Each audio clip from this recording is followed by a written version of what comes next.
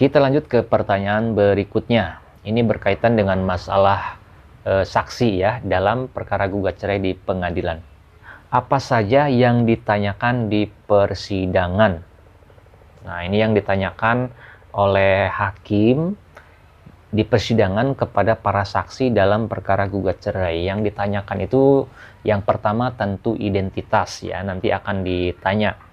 Atau mungkin nanti hakimnya akan melihat KTP dari para saksi, kemudian hakim akan meminta si saksi ini untuk menyebutkan siapa namanya, tempat tanggal lahir di mana, kemudian juga alamatnya di mana, pekerjaan, dan lain sebagainya. Jadi pertanyaan yang pertama ini berkaitan dengan identitas si para saksi.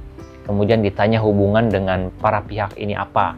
Apakah sebagai orang tua penggugat, atau misalkan saudara kandung, atau kerabat yang lain, paman, bibi, dan lain sebagainya, atau mungkin teman, atau mungkin saudara jauh, atau mungkin juga misalkan tetangga.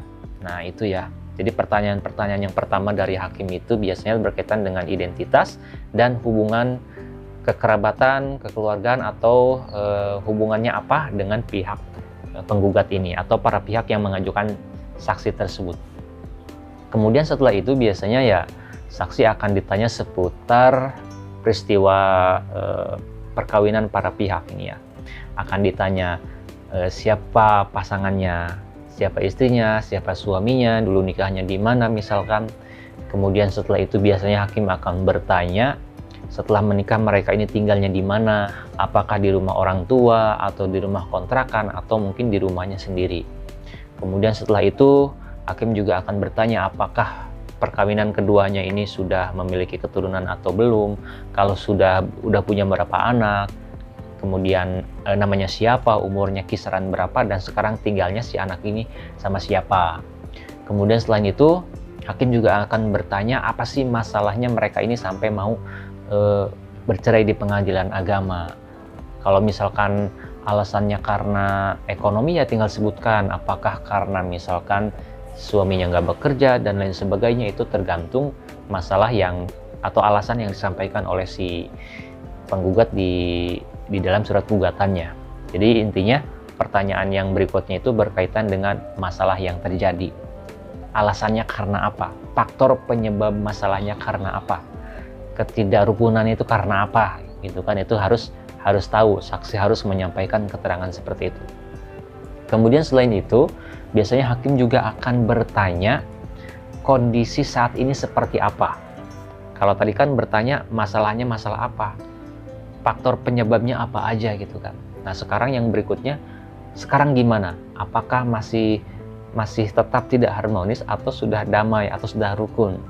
Kemudian juga akan bertanya apakah misalkan antara mereka ini sudah berpisah atau belum. Kemudian kalau sudah pisah berapa lama gitu kan, sejak kapan. Kemudian juga hakim akan bertanya mereka ini gak rukun ini sejak kapan sih, sejak bulan dan tahun kapan, itu akan ditanya seperti itu. Kemudian juga apakah mereka ini masih serumah atau udah pisah. Kalau udah pisah rumah, hakim juga akan bertanya sejak kapan mereka pisah rumah, dari bulan dan tahun berapa, itu juga akan ditanya seperti itu.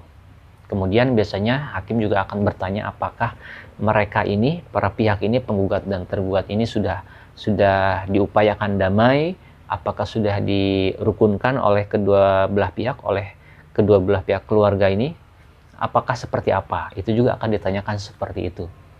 Jadi ya kurang lebih itulah pertanyaan-pertanyaan yang berkaitan dengan masalah gugatan cerai di pengadilan agama. Dan tentunya bagi saksi tidak perlu merasa takut, tidak perlu merasa gugup, tenang aja ya, di ruang persidangan itu tenang, jawab apa yang ditanyakan oleh hakim, kemudian juga jawab ya sesuai yang saksi tahu. Tapi perlu diingat juga bagi para pihak, apakah penggugat atau tergugat, pemohon atau termohon, dalam menghadirkan saksi itu ya jangan sampai menghadirkan saksi yang tidak tahu apapun gitu kan.